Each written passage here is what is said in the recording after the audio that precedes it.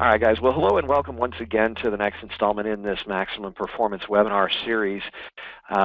This program is a special program that we do once a year that really is designed to focus on how to help make sure that you are executing the strategies, plans, and day-to-day daily disciplines of what create a survivable and profitable business, ensuring your success, making sure that failure is an absolute not option, that it's a non-negotiable. So I'm going to be sharing with you a couple of strategies today as far as how to create a winning business plan for 2017 and how to make sure that that plan gets executed as we gear up and go forward in the new year.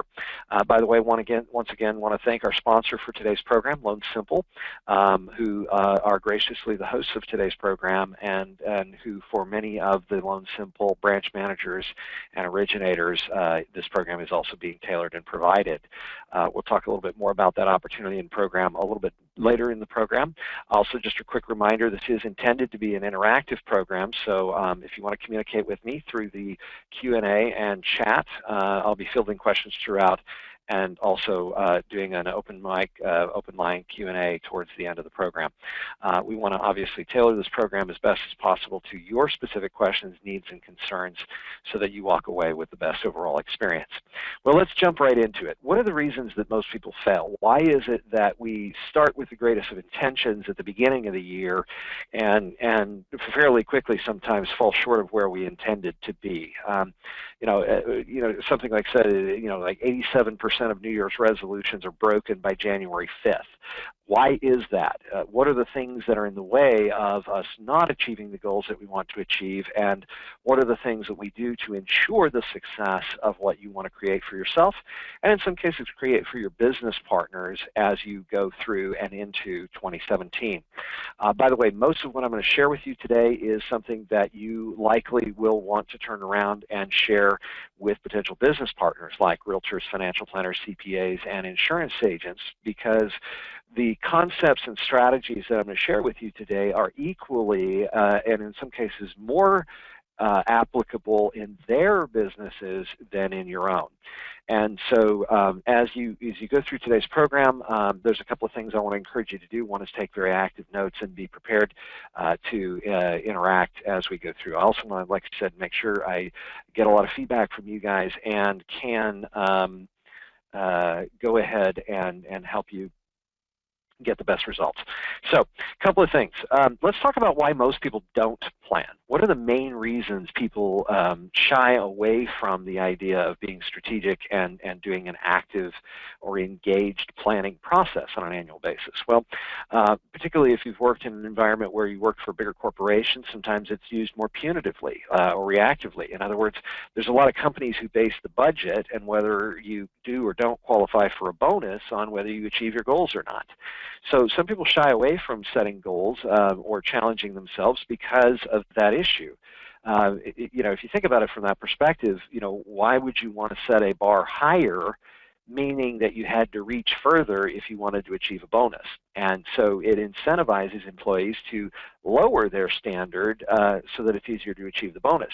And that's kind of counterproductive. The other reason we don't is we just get busy or we don't have time or they don't feel or believe it will be beneficial to them. So a lot of leaders tend to fall away from this. The other element of that is what's wrong with most planning processes. I mean, if you look at the traditional growth model or planning process, more often than not, it starts with something like a SWOT analysis, right? Strengths, weaknesses, opportunities, threats. In other words, you're assessing where you are. And then if you think about it, though, isn't that a fairly reactive process? So that, when you think about, what are my strengths and weaknesses internally? What are my opportunities and threats externally? And how do I react to those?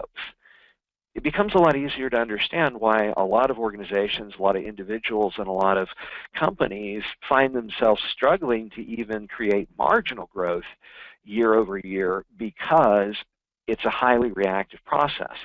Well, one of the ththings we've uncovered over the last couple of years in having done a tremendous amount of research and development work and having had the privilege and honor of working with literally thousands of top originators across the nation in the widest variety or array of business environments and markets, one thing we realized was very consistent among the most successful originators and the most successful organizations in that they had a very purpose-driven planning process. You also hear the same comment mentioned in a lot of success books like Good to Great by Jim Collins or 7 Habits of Highly Effective People. They start with a vision of what they want to create, which is, like I said, the biggest failing of most strategic planning processes is that they fail to ask the question, what do we want our business and life to look like a couple of years from now? And in respect to that vision, once we are very crystal clear on what we want to create, in other words, we've thoroughly defined what that destination is going to look like, then it becomes a lot easier to go through the additional steps of assessing. And yes, an assessment is an important element, but an assessment done in a proactive, solutions-oriented mindset, instead of just looking at an obstacle and going, well, that's going to be difficult. Right? I'm looking at it going, well, it may not be possible, but if it was, what would it look like? Right? So that's, by the way, this is what we call the power growth model, purpose, obstacles, winning solutions, engagement, and refinement. This model is designed to help you, first of all, get very clear on the vision of what you want to create. Now, the other thing we know about this is this can work at multiple layers. Right? It could be the high altitude perspective, where do I want to be 3 to 5 years from now, long range vision, or a big, hairy, audacious goal level, or it can be more of the incremental, how do I get from where I am to where I want to be, and what route is going to be the fastest and easiest path for me based on the journey, based on the situation and circumstances I'm going to find myself in, and the opportunities and results that I want to create. But it can also be used in the more step-by-step, project-based, specific drill downs that we're going to work through.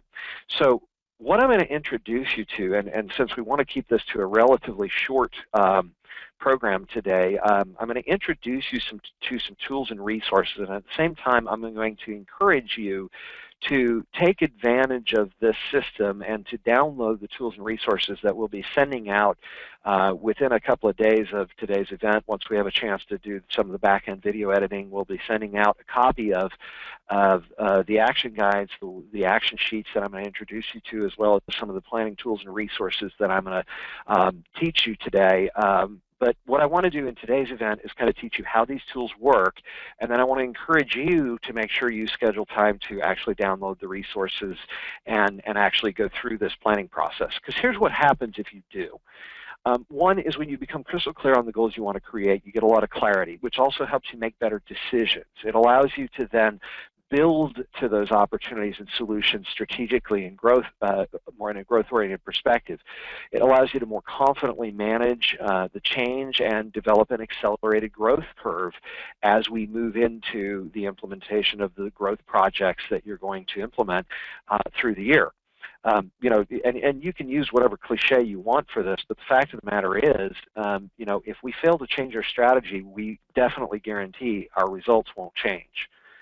Einstein's definition of insanity, doing the same thing over and over and over again, expecting different results, is kind of a short-sighted way of trying to build your business, right? And there's not going to be a tremendous amount of growth if we don't take the time, energy, and effort on a regular basis to step back and look at what can we change or improve about how we're operating our business daily to create those better results. What are the success practices of the top producers that are doing 30, 40, 60, 80, 100 loans a month and beyond? And how did they get from the 5 or 10 loan a month level to the 50 a month level, right? And what structures or procedural changes had to be implemented to create that result? So what I'm going to introduce you to first and foremost is what is the basic power growth system. So like I said, it's a 5-step process: power, personal goals, and purpose.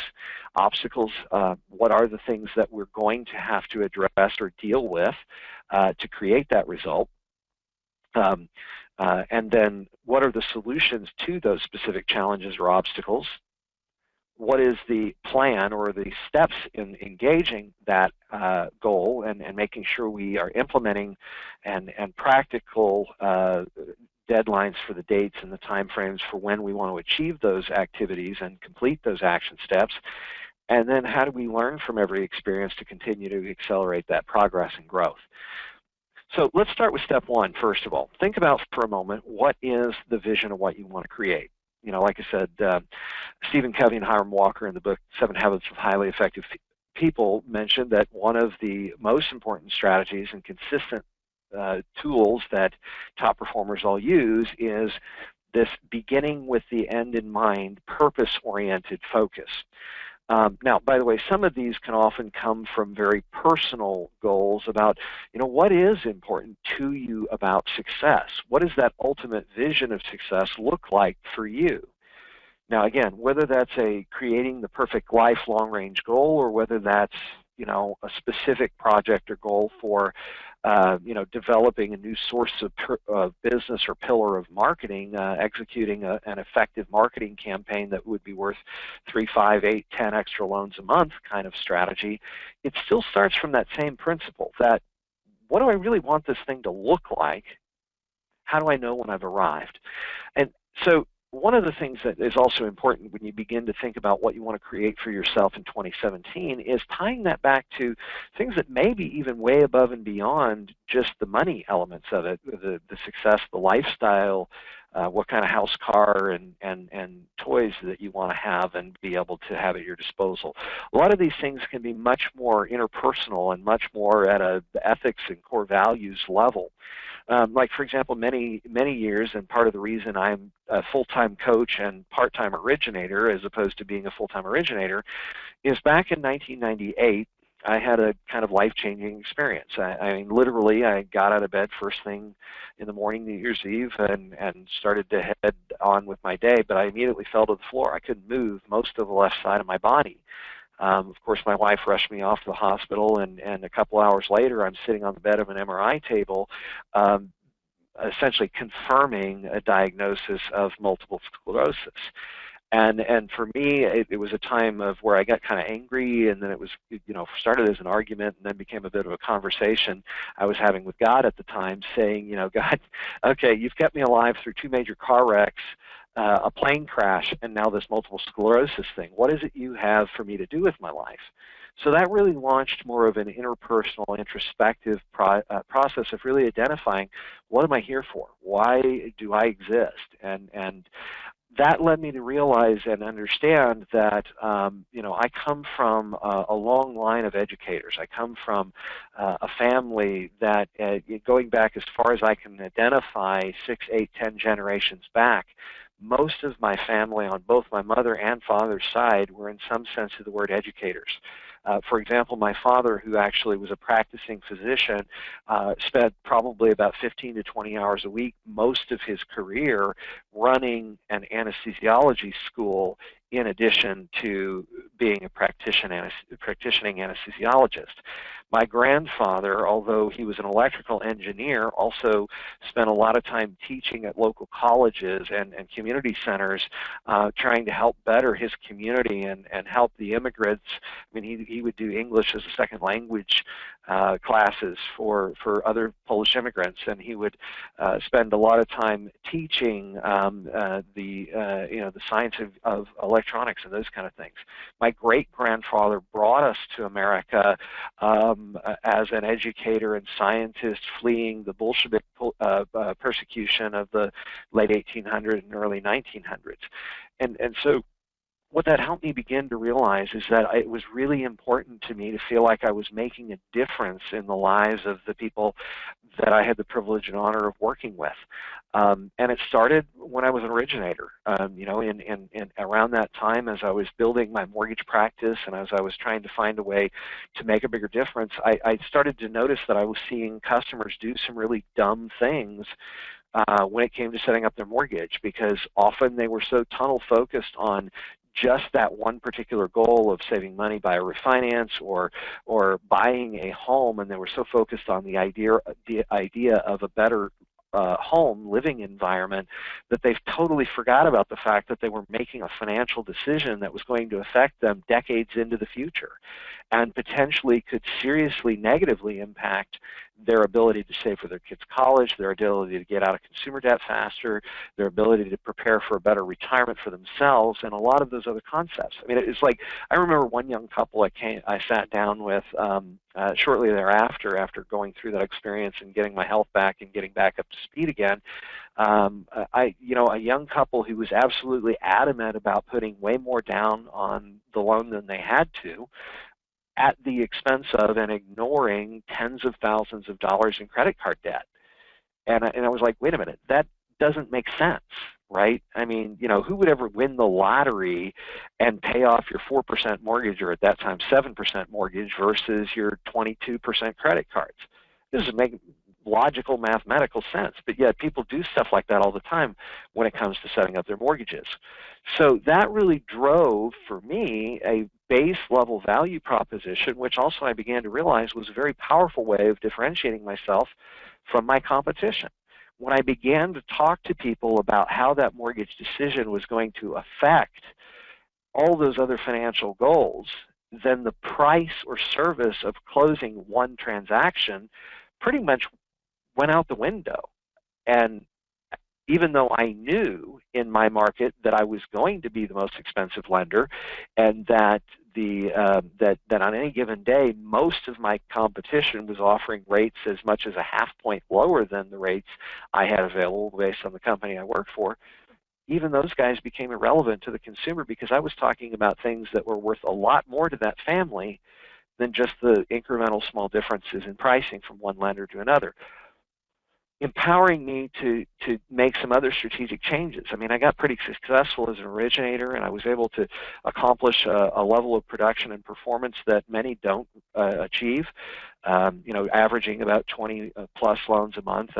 Last 12 months I originated, I did 237 purchase deals. But I also realized two things. One is I had to move because of some family emergencies, health situations. I had to move about 200 miles away from where I'd started that practice. Secondly, it wasn't my passion. My passion was for making a difference. And when I began to realize that I had knowledge and skill sets that were valuable to helping people change and grow their practice, I could help a lot more families by helping the originators understand how to change and improve the level of interactions they have with customers on a daily basis, which is how I got into the coaching and training and development full time. There was a couple of years in there where I transitioned into it slowly because I took a job as a wholesale rep for a couple of years in the middle of all this. But in 2004, we had the opportunity to launch Maximum Acceleration, which is where a lot of the tools and resources that I'm sharing with you actually come from. It's a lot of that original strategy.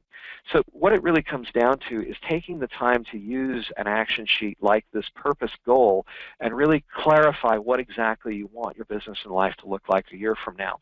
What will often happen is you begin to start visioning and creating clarity around where you want to be a year from now. You'll begin to realize that 2 or 3 themes typically rise to the surface.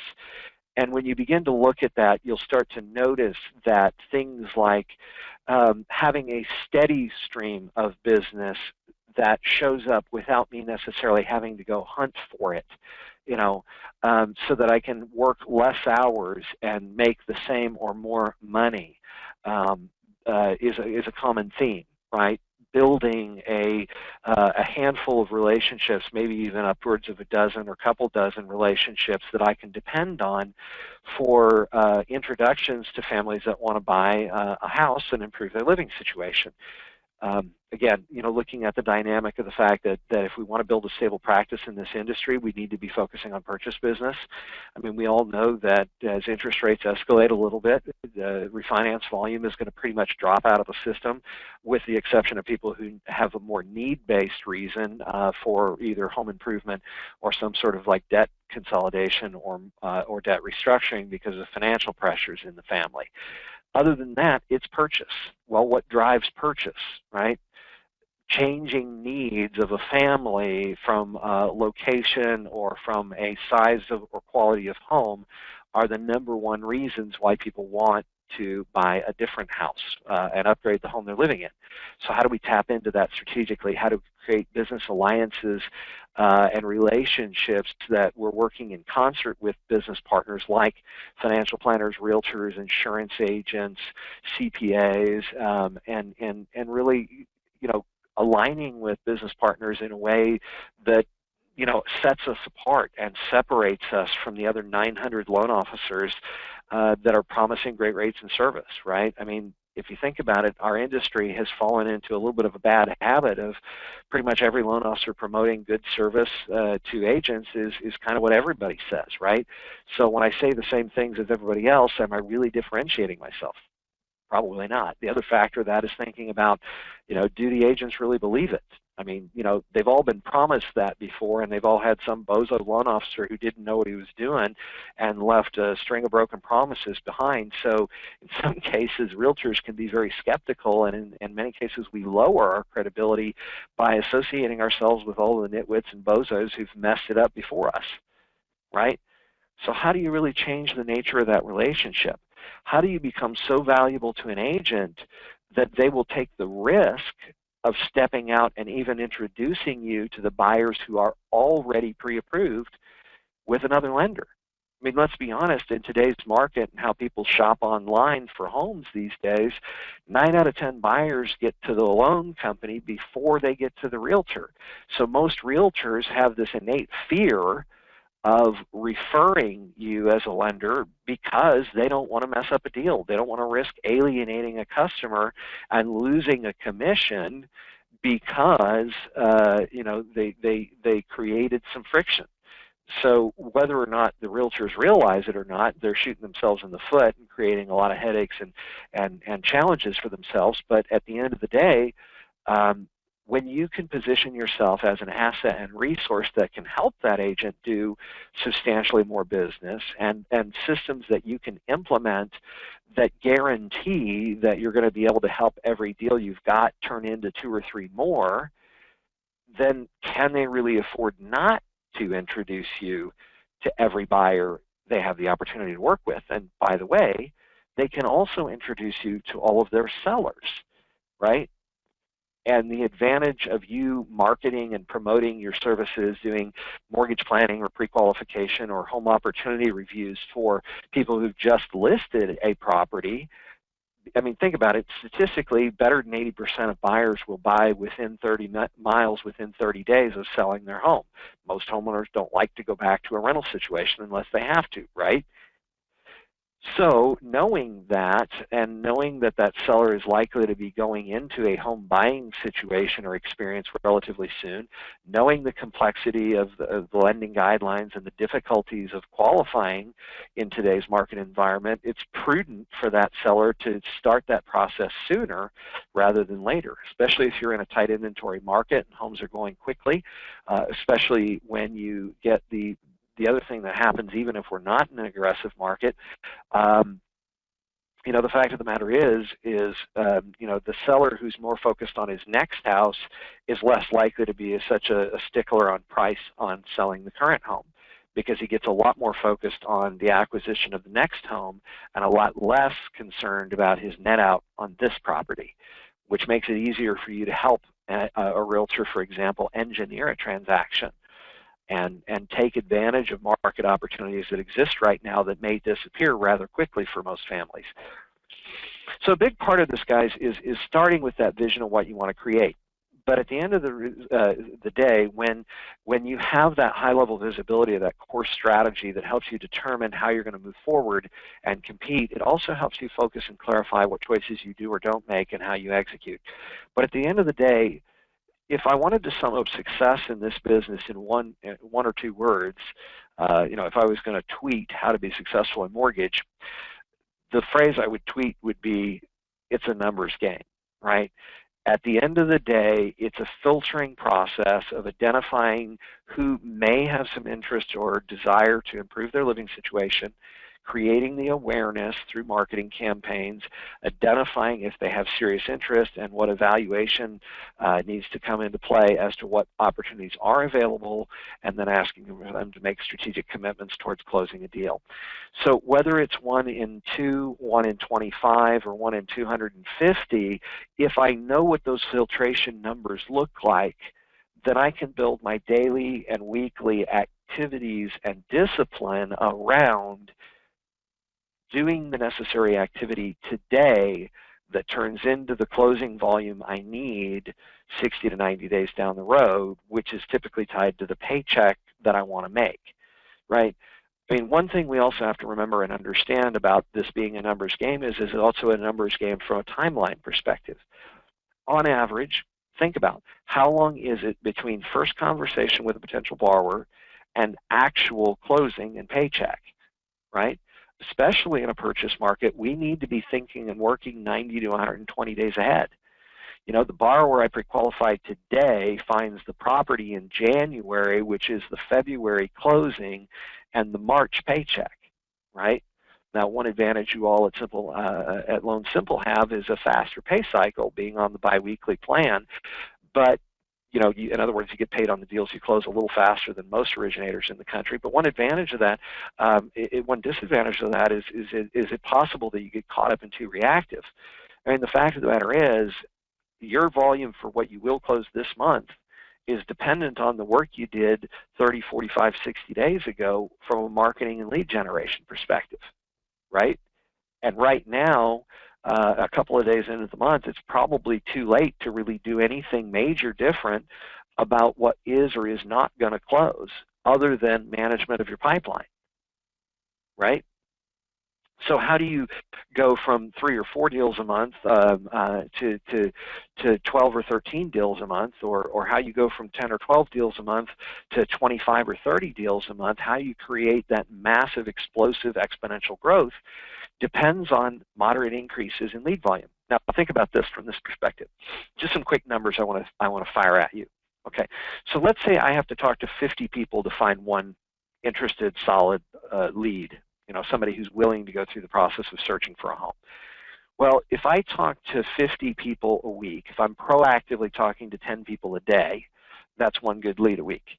If I increase that number by 10, if I double that number, if I go from 10 calls a week, or 10 calls a day to 20 calls a day, inquiry calls, general interest, hey, who do you know that might benefit from a change or improvement to their living situation type conversations.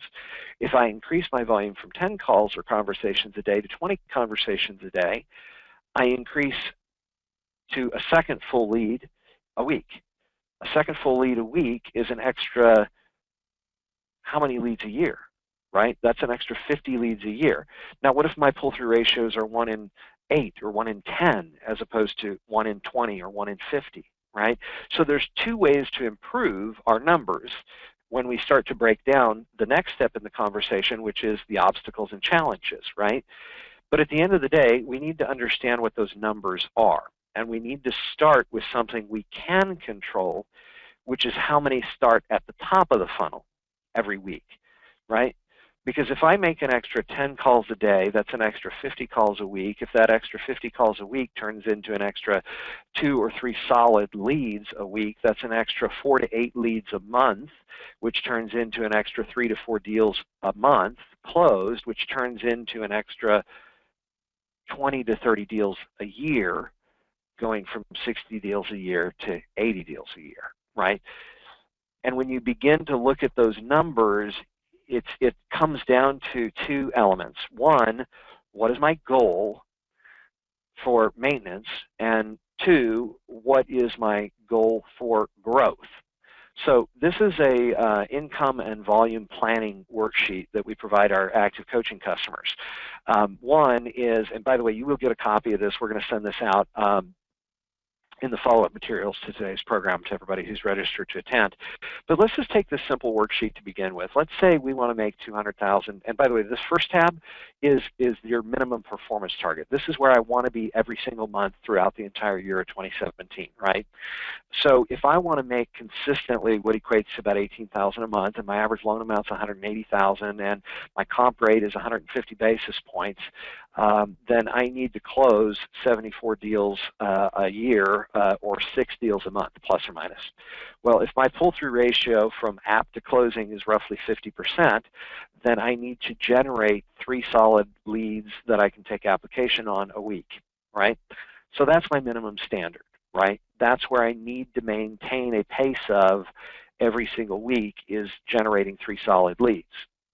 Now, the second tab in the spreadsheet, you know, those little tabs along the bottom of the spreadsheet that you can click on, is what we call our stretch goal. Now, this is based on monthly income target. Where do you want to be from an average monthly income standpoint a year from now? Now, because this is a stretch goal, and this is more of your Les Brown type of shoot for the moon, if you miss, at least you land in the stars type of conversation or approach here, we challenge our clients to come up with the biggest number they could possibly imagine being at after 12 months of effort and work, and then double that number, just to play with the figures. So in this case, if I wanted to more than double my income from $18,000 a month to $50,000 a month over the next 12 months, maybe couple of things I can focus on. One, maybe I can increase my average loan amount by focusing on targeting business sources that work with more affluent customers who can afford a slightly larger home. If my comp rate more or less stays the same and that kind of thing, then I need to go from 6 deals a month to 17 deals a month. Now that may seem like a huge jump, but look at it from this perspective. Numbers being the same. And by the way, guys, when you work with these numbers, this is designed to be kind of a middle of the road across the widest spectrum of our industry. Keep in mind, comp rate and average loan amounts are highly dependent. I mean, I know plenty of loan officers in high-index, high-cost markets like Hawaii or Alaska or Boston or New York City or you know, who have average loan amounts of $1 million plus, and they don't make 150 basis points alone. In fact, I know a lot of loan officers who work in markets or for companies where a lot of the marketing and sales support and operations and all those other kind of things are provided for you, up to and including leads for you to convert, and some of those loan officers may only make 30 to 50 basis points. It really depends on you and your market, and it's designed to work for everybody. So don't, you know, zero in on just the numbers that you see here. But long story short, all things being equal to what I showed you a few minutes ago on the maintenance slide, we're talking 8 leads a week, which is an increase of 5 leads a week, which is an increase of 1 lead a day. Now, long story short, if I was desperate, if I was sold out and 100% committed to making $50,000 a month, could I or could I not increase my lead flow by 1 good lead a day, right? By the way, in our system, we define lead as I'm having a 2-way conversation with somebody about the potential benefit of a mortgage. It doesn't necessarily factor in qualifying ability, but it's certainly way more than just a name and phone number I got from a county records list of people who hold an FHA mortgage currently, right? It is an engaged conversation. But let's be honest here. I mean, you know, think about, you know, like if I pick up the phone book and I just started literally calling people at random that have an apartment number next to their address line, how many calls would I have to make to find one family who's reasonably interested in getting out of the rental trap and buying a home, right? I mean, what, 20, 25 renters to, you know, to maybe find one couple who's serious about potentially moving forward, or at least seriously interested in potentially moving forward. That's 1 lead a day. I mean, how many hours would that really take you? By the way, I'm not saying that's the funnest or easiest way to generate purchase business, but it is an effective model, right? Of course, you'd want to, for compliance reasons, scrub it against a do not call list, et cetera, et cetera. But there's an identified group that there's a high probability that they have a need that you can satisfy, and a desire to improve their living and financial situation by becoming a homeowner instead of remaining a renter. And the $1,000 a month they're spending on rent that turns into $60,000 over 5 years that gets flushed down a toilet, they're literally never going to own. But what if you could find an easier way? What if you could find a business partnership or develop a business partnership with, for example, a realtor and a insurance agent who have a large database of non-homeowner customers, auto-only policyholders, that you could strategically work with to introduce them to the benefits of homeownership, and over the course of a couple of years, a couple of hours of effort, generate dozens of conversations that are warm introductions, right? What if I can develop a relationship with a CPA to identify customers within his customer base that are of an entrepreneurial mindset, that maybe are a little over leveraged in one particular property in their primary residence, right? Who may want to take some of that equity out of that primary residence and use that equity to then acquire a couple of investment real estate property, increasing their real estate holdings from 300,000 or 400,000 to 12, to 1.2 million over the course of a 3-month process of going through the liquidation of the equity, reinvesting that equity in investment property, which, by the way, gives you an opportunity to introduce that CPA, that soon-to-be real estate investor, to a realtor who could be worth potentially dozens of additional referrals on top of that as reciprocal. These are marketing strategies that aren't rocket science. These are tools and approaches that you could utilize when you start engaging people and getting them thinking about it. So what if over the next 12 months I could identify or create 5 to 6 additional business partnerships that I could count on for one solid opportunity introduction a year or a week? Or I can find 10 new business partners that are worth a lead every other week, 2 introductions a month, because I'm helping them get more focused on being more proactive and productive about finding customers they can help, which turn into solid business growth for them. Well, one, it's probably a lot funner to do it that way, but is anybody on this call not totally capable of finding at least one new business partner a month? I mean, let's be honest, feel free to chime in the Q&A and ask questions as we go, because we're about to that Q&A point. But the reality is, guys, there's nobody on this call who couldn't do that if you stayed focused on it, right? Now, that may mean reaching out to and approaching, 5, 8, 10 potential business partners a month to whittle it down to the 1 or 2 who actually start working with you to lock in to the one that actually becomes committed. I mean, 10 new business partners in the course of 12 months is less than 1 new business partner a month. Think about that. Now, by the way, you can do the same sort of numbers-based activity planning with realtors, right? One of the gentlemen who's actually on this call, a Lone Simple branch manager, Mr. Randall Brower, actually helped me develop this a couple of years back, where we created the realtor's version of those average annual income and volume goals worksheets, which we're going to be happy to share with you as part of today's program. What it really comes down to is day-to-day activity management, though. Like I said, if I'm trying to grow towards, towards 8 leads a week, I can monitor, one, am I on pace to do my minimum income goal, that I'm going to maintain the income I need to maintain. My 3 leads a week is the minimum standard. But my stretch goal being 8 leads a week, I can monitor week by week, am I making progress towards that goal? And I can celebrate that achievement and focus on that growth. Well, I can also turn around and help my business partners do the exact same thing. But we do have to realize that not all calls are created equal, right? I mean, there's plenty of different training and coaching platforms out there in and outside the mortgage and real estate industry that just focus on raw numbers. Make your 50 calls a day, make your 50 calls a day, make your 50 calls a day, and they browbeat people with that like it's a sledgehammer. The reality is, it may not necessarily have to be that cold call prospecting, I'm a total sleazeball telemarketer type approach.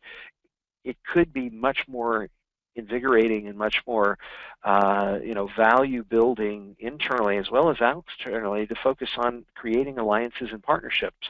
But there are times where I need short-term leads, right? If I'm short on goals, if I haven't gotten my 3 or 5 or 8 leads this week, and it's getting late in the week, Thursday, well, I can make some supplemental calls.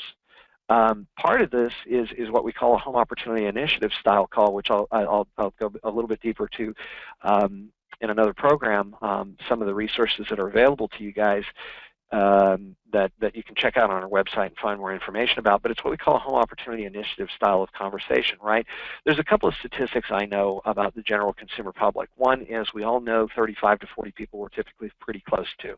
We also know that typically because of just average time frames of moving and some of the National Association of Realtors statistics that have been tracked since the late 50s, you know, that the average family moves every 5 to 7 years, which means 1/5 to 1/7 of the population, roughly 13 to 20%, are already thinking at some level about doing something different with their house, whether they realize that potential or not.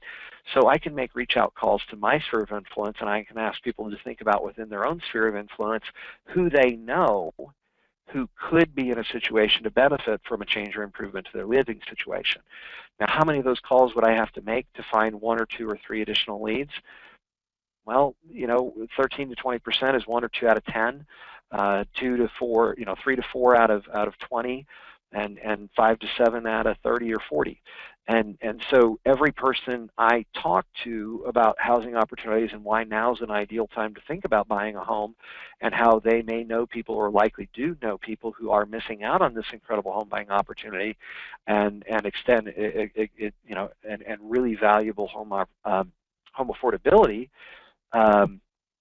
That really should be doing something different with their house. You know, example being, for example, the family that outgrew the home they bought 6, 8 years ago, but they haven't upgraded, most likely because they don't think they can afford to. Or the family that works hard, pays their bills on time, but is renting the same place they've been living for the last 3 or 4 years, or 2 or 3 years, but would likely love to buy a home, but has been misled by the general media and consumer sentiment that it's harder than they think to buy a home, and maybe they don't qualify. You know, it's the empty nester couple that would love to get out of the, you know, the 3-story, 5-bedroom house that they raised their kids in and move into something a little more appropriate to their jet setter lifestyle. You know, maybe a more luxurious home in a gated community on a golf course where they don't have to worry about maintenance and security when they want to travel. Somebody who has had a job relocation in the last 6, 8, 10 years and haven't moved closer to work, so they're stuck with a nasty, ugly commute and missing valuable time with their family, right? See, those life circumstances and situations all create opportunities for people to improve their living situation, and they're thinking about it. We're just not talking to them about it. So if we can get very comfortable with talking about it being more of a service initiative. By the way, I stopped calling them referrals a couple of years back, and part of the reason for that is I wanted to be more on the giving side of the relationship and a little bit less on the taking side of the relationship. But at the end of the day, there's a lot of people out there who we can help who are totally oblivious to it. And I'm not, like I said, trying to twist somebody's arm and force them into something that's a bad fit for them, but I am trying to educate them and encourage them to think about whether now would be one of the best times to buy a house, especially before rates escalate dramatically, right? So it's just having conversations more frequently with a higher volume of people. But on the other end of the spectrum, what am I doing to build pillars of future sources of business with potential business partners like realtors, financial planners, CPAs, insurance agents, and what have you? Well, the next step to the planning process is determining how many business partners I want, by when, what my general pull-through ratios are from first approach, the prospects that I schedule an interview with, how successful am I at completing the interview and identifying the partners through that interview process that I do want to work with and which ones I don't want to work with, to then filter it down to how many actually start to do some cooperative or collaborative business planning and building together with me that actually follow through to becoming committed partners that go out of their way to introduce me to every buyer and seller they work with. And regardless of whether that buyer or seller is already pre-approved with a competitor. You know, see, it's about defining the pace of activity that I need to consistently be executing to create the results that I want to create.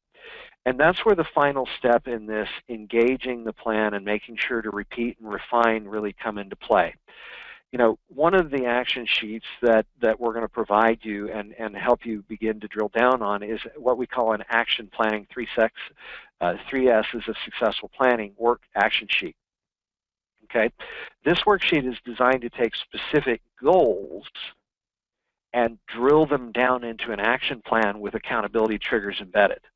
Okay, because the reality is we have to measure the pace of our growth and gain more than we measure the whether we did or didn't hit the target. So the first thing we've got to identify is that when we drill down on goals, we want to make our goals smart. Like, let me give you a specific example of this. Let's say I want to execute a marketing campaign with a realtor and insurance agent to introduce to the non-homeowners in the insurance agent's customer base the benefits of buying a home. This is actually a strategy I personally executed with a realtor by the name of Kay and an insurance agent by the name of Diane, that we actually helped about 40 families make the jump into home ownership over about a 12 to 14-month period. So the goal would be execute that campaign or develop a marketing program to introduce non-homeowners to homeowners in the insurance agent's database. That's pretty vague, right? A more specific and measurable goal would be to execute a home opportunity initiative and customer service appreciation event with an insurance agent and realtor that help 40 families become homeowners, right? Now, there's two other little missing pieces to that. One is it's not time specific, right? By the way, is that realistic? Well, some of that depends on the timing, right? To execute that campaign and have it completed in 3 weeks may be a little unreasonable. To accomplish that goal in 12 to 18 months, probably a little more reasonable. So we want to make it time targeted, and that also balances with how realistic it is or is not. But I want you to challenge yourself to stretch your belief in what's possible, because nothing's really impossible. It's just simply a matter of strategy, resources, and the appropriate application of both. So this worksheet or action sheet follows the same pattern of the longer range planning process, the power growth model, which is what is the specific goal we want to accomplish. Again, we want to make sure it's worded in a smart manner. We want to set a specific target for when we want to complete it. Then we want to identify what are the challenges we're going to have to overcome getting from where we are to where we want to be. What are the solutions to those unique challenges? Like, let me give you an example. When we executed that Home Opportunity Initiative campaign with Diane's database, the first event we promoted flopped miserably. You know, we invited 200 some odd families, and 2 showed up. By the way, they were a married couple. They were a single household. We did eventually help that one family, but here's what we realized in the process. We promoted it as an educational event only. People don't care about education a lot of times these days. What we figured out, though, is that Diane still had a very important need. She was relatively new to having purchased that practice, and most of those customers did not know Diane. So we turned it into more of a social first client appreciation, get together, open house, networking, you know, cocktails and hors d'oeuvres at 5:30 type of event, brief educational introduction program at 6:30. And we had so many people attending that literally a couple of times we were worried about violating fire codes, and we had to move part of the reception outside into the parking lot because we couldn't fit them all in the office. And that's one of those strategic adjustments that we made the structure to. So you got to think about, you know, what are the challenges? Getting people to show up is part of the battle, right? Or half the battle. So what are the solutions we can implement that create incentives for them to want to attend? You know, food and booze is a good way to start. Door prizes can also be another benefit. How many other people are helping advertise, and what ways are we using to get the message out? Are we leveraging not only you know, email, but are we leveraging personal phone calls and invitations and text-based promotional introductions? I mean, let's be honest, how many insurance agents don't have their customers' cell phone numbers? So why can't we just execute a text-based marketing or introduction campaign? I mean, how many people pay attention to text versus email these days? Simple things like that. Okay, so the next step then is the drill down. What are the specific action steps I need to take? By when is it realistic to create those action steps? And again, this is sort of reverse engineering. You know, if I want that campaign off the ground by March, what are the deadlines I need to set on the specific actions I need to implement to achieve those goals? And then the final step here is this bonus accountability issue. Part of this comes down to, in 1997, there was a research study done by Brigham Young University.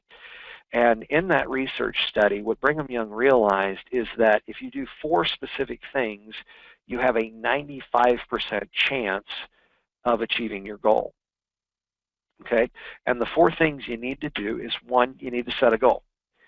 2, you need to write out your action plan for achieving that goal with specific deadlines, which is thing 3.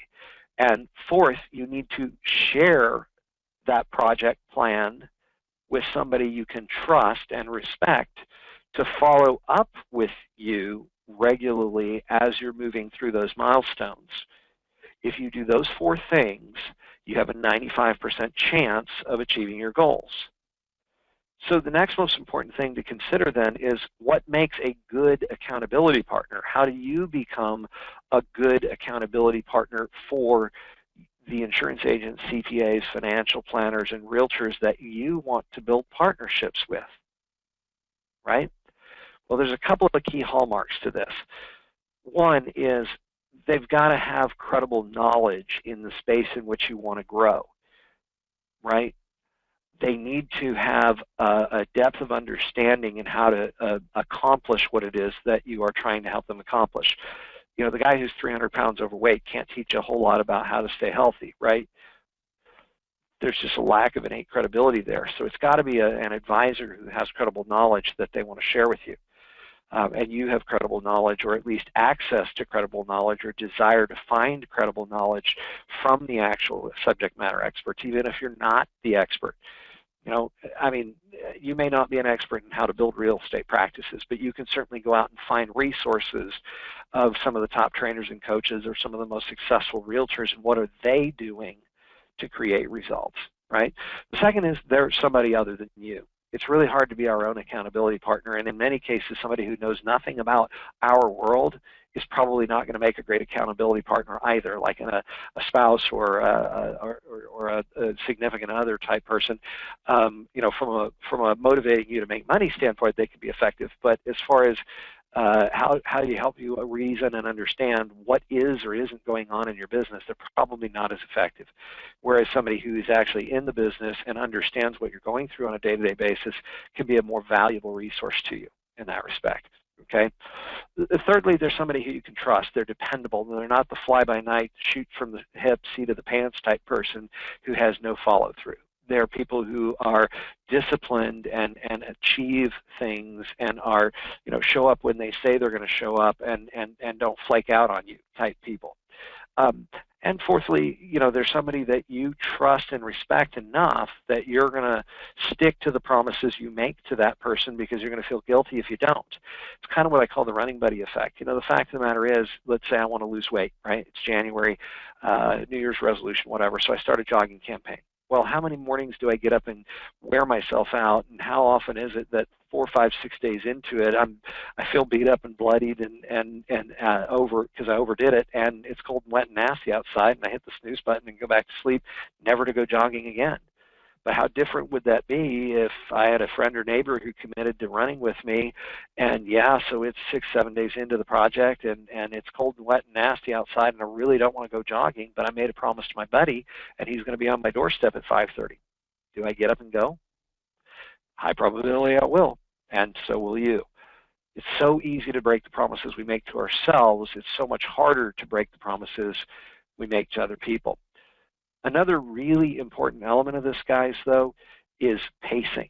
Are we or are we not staying on track with where we want to be on a weekly, monthly, and daily basis? I mean, the fact of the matter is, distance runners don't measure speed. They measure pace, and that's what they practice to. Because if they took off on a dead sprint and they're trying to run a marathon, they're not going to be too terribly successful. So the best way we've found of helping people stay consistent and proactive in their production is using a tracking resource we call Performance Tracker. It's a call report or leads log. It has on it what my specific activity, call goals, connects, leads generation per week basis are. I can set a discipline for reviewing this every Thursday, determining am I on pace, and what do I need to change my activity Thursday afternoon and Friday if I'm not, if I'm under pace. A great time to do this with, by the way, with business partners, particularly realtors, is to have that conversation with them every Monday morning, because most realtors get 80% of their leads Friday through Sunday. But they also have a tendency to forget that there's 6 days in between Sunday and Sunday. So if they've had a rough weekend from a lead generation standpoint, maybe the weather was nasty or something like that, and nobody showed up at their open house, there's still proactive things they could do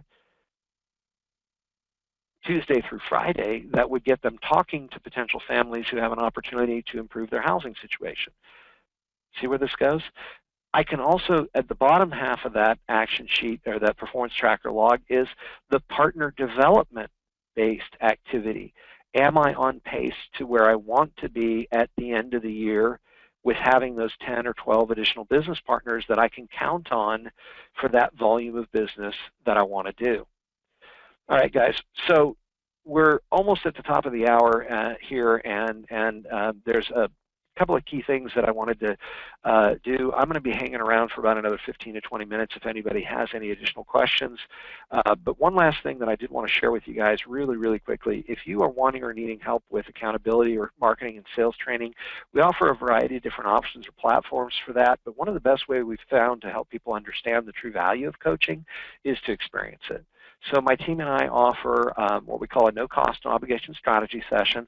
It's a brief conversation with one of our actual coaches live one-on-one to discuss what your needs are, what your opportunities for growth are. You're going to actually experience some live coaching on one of your bigger obstacles or challenges, and you'll walk away with a complete action plan. Of course, there's no cost or obligation for that service. It's just something we feel we need to do. It's the best way we've found to help you identify the true value of the coaching experience. So if you're interested, the best way to get a hold of one of these strategy sessions is to go ahead and just post in the Q&A right now the phone number and email address for our team to get a hold of you for scheduling. There are a limited number of these sessions available every week because it depends on the near capacity schedules of our existing coaching team.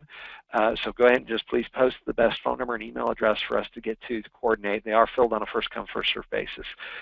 So go ahead and post that in the Q&A at this time. And while you guys are working on that, I'm going to jump back to the Q&A. If you guys have any questions, go ahead and feel free to post them in the Q&A right now. I know I covered a ton of material in today's event.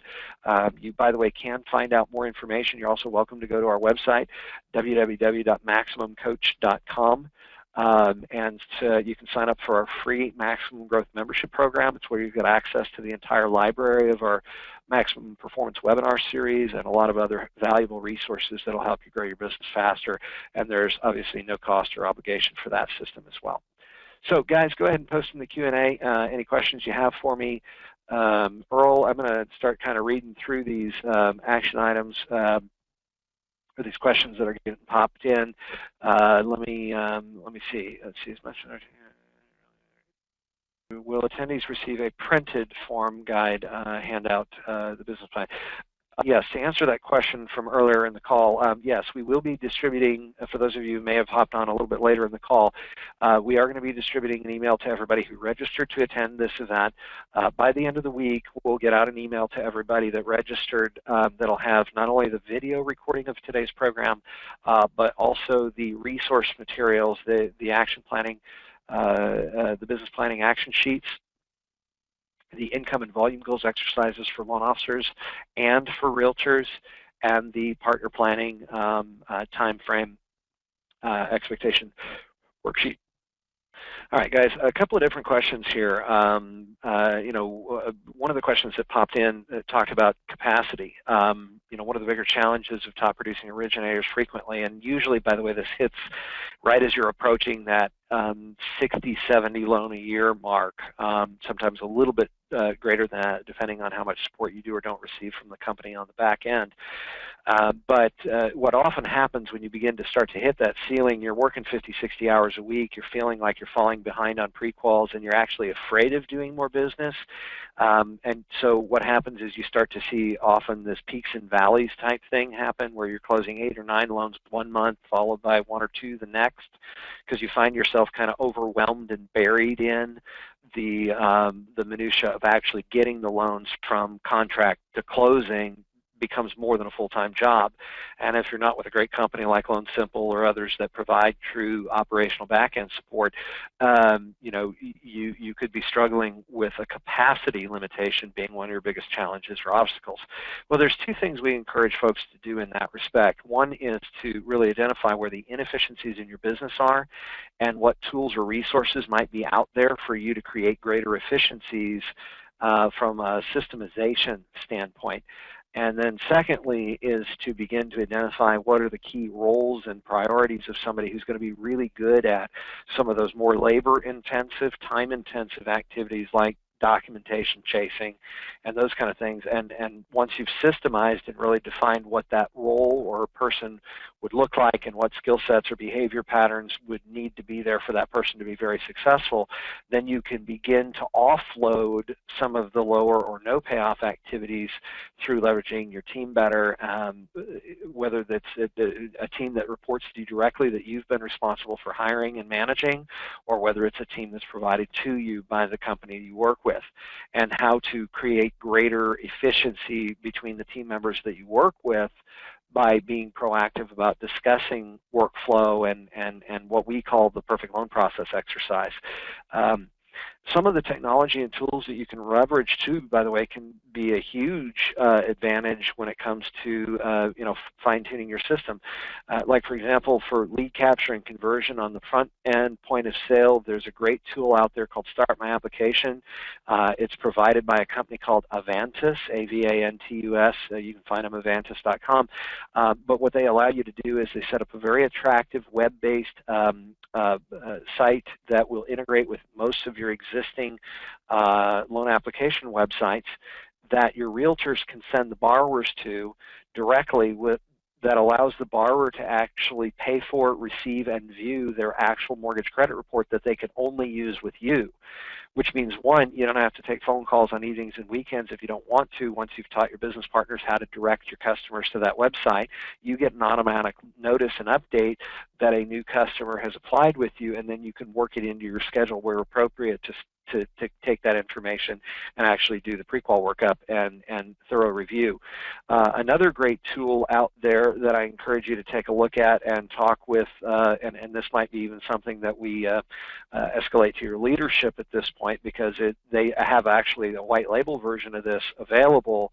But it's a system called Simple Nexus. It's a mobile communications and marketing follow-up tool that is app-based, works on both Android or iPhone options. It is a full, what they call native app, which means it has much greater functionality when it comes to drip marketing that can be set up through push notifications on a potential customer's phone. It can be integrated with business partners like realtors and allow a link to their online real estate search tools and their IDX feeds. And it's a very powerful information resource for you to be able to more effectively and efficiently communicate with your borrowers and leverage that efficiency of communication and that high-tech, high-touch feel with those business partners that, and by the way, if there are a few of you on the line who are already using this Simple Nexus system, you can find out more information by going to simplenexus.com, simplenexus.com. And we can certainly, if you're interested, we can escalate to the leadership here. The benefit of potentially investigating that at an enterprise level, so it could be a Loan Simple tool, or it could be an XYZ mortgage app that you can share with your business partners, which is, by the way, another great way of differentiating yourself from the rest of the flock of originators from that perspective. So I know that's a little bit of a diversion from the question that somebody asked here a few seconds ago, which is how do I, if I'm already feeling overwhelmed and overloaded and don't want any more loans, how do I continue to grow?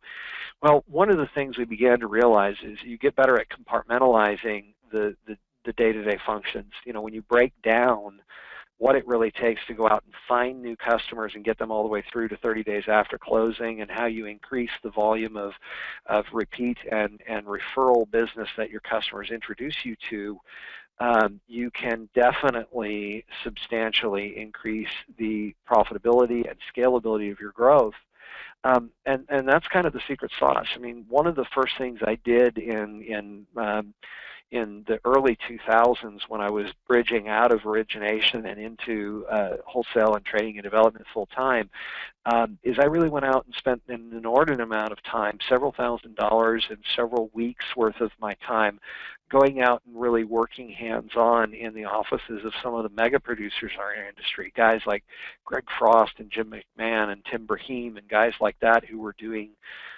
dozens and dozens of loans a month. 400, 500, 600 loans a year, and really studying their day-to-day business practices, how their teams were organized, what the functions and roles and responsibilities of each of those team members were. And we identified a core set of skills that are pretty consistent among pretty much all mega-producing originators, and then developed tools, resources, and technology to help every loan officer implement those same strategies, tactics, and resources. So we have a very exhaustively large database of content and information, but one of the key things to it is focusing on specific job functionality, specific roles and responsibilities, and how that intersects with the rest of the team, and what skill sets and behaviors are a part of that person becoming highly, highly effective in that particular role based on their natural behavioral skill sets, and what type of interview methods could be implemented to dramatically increase the probability that you're going to find that person who's the absolute right fit for that position. So hopefully that answers that particular question. Guys, any other questions, feel free to continue to pop them into the Q&A here. If you have any additional questions or concerns, go ahead and populate them in the Q&A. We're about out of time, so even if I can't get to answering those questions now, I'll make sure I follow up with you all, or my team will follow up with you offline, and we can kind of go from there. Once again, if you would like more information about the programs we offer here at Maximum Acceleration, and if you'd like to begin to explore the probability of one of those tools or resources and how to get access to it, one of the best ways to do it is go ahead and just take advantage of that strategy session. All right. One last thought I want to leave with all of you just before we hop off here is, I mentioned, again, this ties back to that Brigham Young University study, the 4 things that you need to do to be successful and guarantee implementation. 1 is, what are your goals? 2, what are your action plans to achieve those goals? What are your deadlines on those action plans? And who are you going to ask to check in with you regularly and be that accountability partner that's going to lock in that growth? So take 30 seconds before you answer that next phone call or before you check that next email and make a decision on what you're going to do next. Okay. 1, what was the most valuable thing you heard me share in today's program? 2, what steps do you need to take to make that happen on an ongoing basis? What are those specific step-by-step action plans? And if you want to use the action sheet the 3 S's of success action sheet, we'll be sure to get that out to you guys here by the end of the week. 3rd, by when are you going to commit to getting those action steps done? And 4th, who is going to be your accountability partner? Make these decisions right now before you jump back into the next thing that's on your plate that you feel like you need to react to. That alone can create dramatic growth and significant improvement in your business by just taking action now. Of course, if there's anything myself or the rest of the team here at Maximum Acceleration can do to help continue to accelerate your growth, please don't hesitate to reach out to us and ask. That's what we're here for, is helping you get from where you are to where you want to be as fast as humanly possible. So with that being said, I'm going to go ahead and hop off at least the presentation and broadcast side of this thing. We are going to leave the panel open for just a few more minutes as we take care of some back-end housekeeping stuff. But like I said, if there's anything my team or I can do to help you grow, please don't hesitate to reach out to us and ask. If you'd like to take advantage of one of those strategy sessions, again, a no-cost, no obligation sample coaching experience, please go ahead and post the best phone number and email address for us to be able to contact you for scheduling and getting something set up with one of our coaches. And otherwise, any additional questions, feel free to post those in. You'll have about 3 to 5 minutes before we'll be shutting down the platform if you want to go ahead and get those things posted. posted. Otherwise, again, wish you all the greatest success. Make it a great week, everybody.